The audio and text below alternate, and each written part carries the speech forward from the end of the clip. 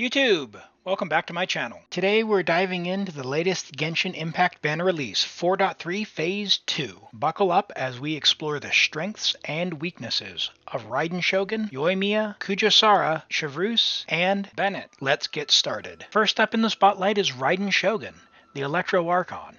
She's not just a powerhouse of a hypercarry, but she's a very flexible character as well. Whether you prefer a hypercarry or you're looking for a Dendro team, Raiden's got you covered. Raiden can feature as an excellent Hyperbloom trigger, with her E skill having a large range, or using her burst for a short-term Electro infusion, helping pop blooms very quickly. When paired with rapid bloom core generation, such as with Xingqiu and Nahida, she can be the fastest trigger in the game and makes a great alternative to Kuki Shinobu if you have healing covered with your last slot. When building for Dendro, you'll want Elemental Mastery as much as possible, and here you have options such as the 4-piece Gilded Dreams or a 2-piece mix and match of either Gilded Dreams, Wanderer's Troop, or the Flower of Paradise Lost. Alternatively, you can also use the 4-piece of Flower of Paradise Lost. For Raiden Hypercarry, she also does great. At C0, she may not be putting out the extreme numbers you've seen in some damage showcases, but she's an extremely solid unit when built and invested into. At C2, you can add things such as Kujosara, and her numbers go off the charts. She's wildly high on her damage numbers, but she requires quite a bit of investment to get those crazy screenshot-worthy numbers. Ultimately, she'll be able to easily clear anything at Constellation 0, but if you're going for Constellations, I wish you all the luck. Next up is Yoimiya, the Pyro bow user. She's a specialist in single target damage and makes her an excellent choice for those single target encounters, especially the latest Abyss where you have a single large enemy to target. However, she definitely struggles in multi-target scenarios. At this stage, with such stiff competition in the Pyro reaction space, with other DPS characters out there, she is definitely a preference character, as you have many other options to choose from, as well as other elements. Yoimiya has always been paired on some banners with other highly sought-after characters, which means her usage is relatively small overall, but if you do have a preference for her and you're wanting to pick her up, I wish you all the luck in your wishing this banner. On to the 4 stars. Of course, we have Chevreuse, the newest 4-star character in Genshin Impact that we got to play during the recent event. She has a unique buff to the overload reaction, and she can function as a healer. We'll have to play around with the interesting ways to utilize her mechanics, but it's safe to say that Hoyo is doing a good job bringing new life into older mechanics that see less use. Kujosara acts as a support character to buff Raiden Shogun's damage at Constellation 6.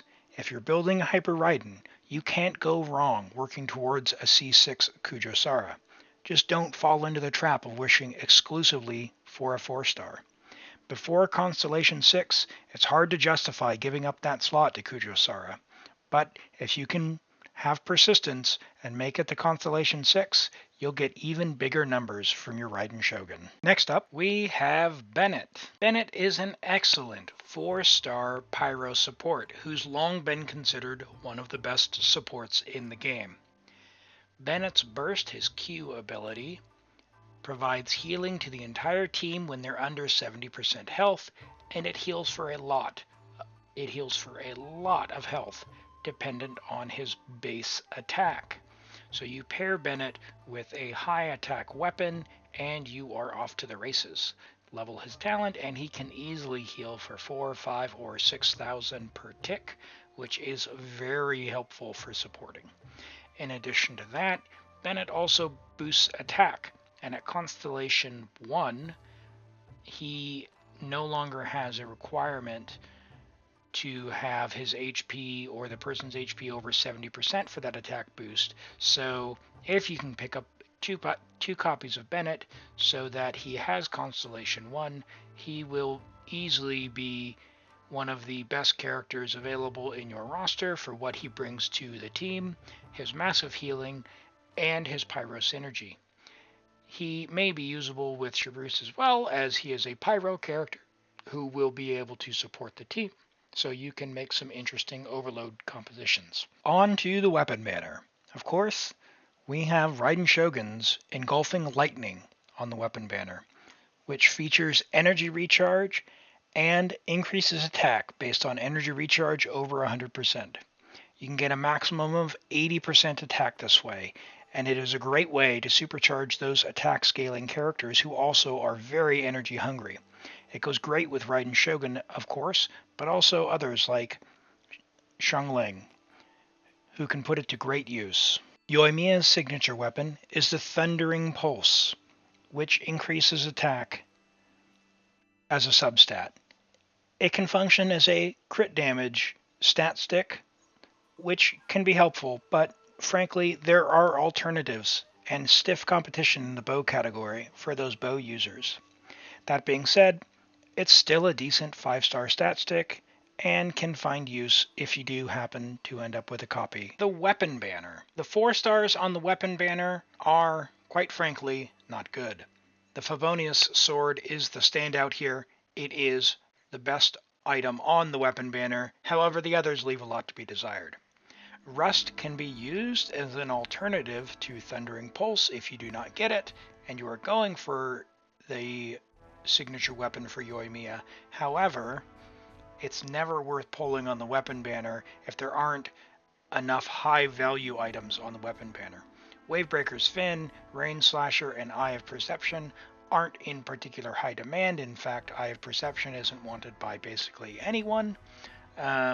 So you are looking at basically just the Favonius sword, possibly, if you have Yoimiya, the Rust, but apart from that, it's not a very good 4-star banner, and as a result, the 5 stars are a little harder to justify for their signature weapons if you're not getting some value along the way for your Primo Gems.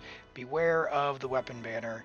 This one looks like it is not particularly high value, and I recommend you may opt to save your Primos. As far as the 4 stars on this banner, if you need one of the 4 stars, only consider rolling for this banner if you need the 5 stars, preferably both of the 5 stars, because rolling for a specific 4-star is a trap.